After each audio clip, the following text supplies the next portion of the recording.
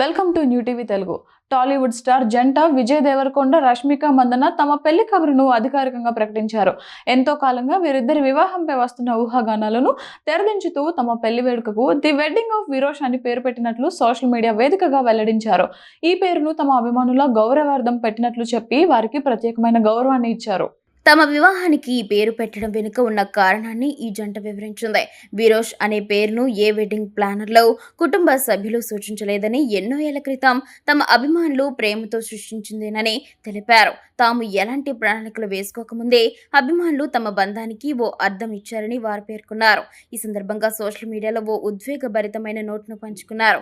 మా ప్రియమైన వారికి మేము ఎలాంటి ప్రణాళికలు వేసుకోకముందే, మా కోసం మేము ఏది ఎంచుకోకముందే మీరు అప్పటికే ఓ అభిప్రాయానికి వచ్చేశారు. ఎంతో ప్రేమతో మీరు మాకు ఒక పేరు ఇచ్చారు. మమ్మల్ని విరోష్ అని పిలిచారు. కాబట్టి ఈ రోజు నిండు మనసుతో మా ఈ కలయికకు మీ గౌరవార్థం ది వెడ్డింగ్ ఆఫ్ విరోష్ అని పేరు పెడుతున్నాం.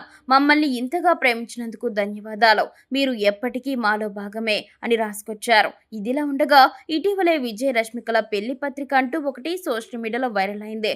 ఆ పత్రిక ప్రకారం ఈ జంట ఫిబ్రవరి 26న ఒక చిన్న సన్నిహిత వేడుకలో వివాహం చేసుకోనున్నారు. ఆ తర్వాత మార్చి 4న హైదరాబాద్లో గ్రాండ్ రిసెప్షన్ జరగనున్నట్లు ప్రచారం జరుగుతోంది.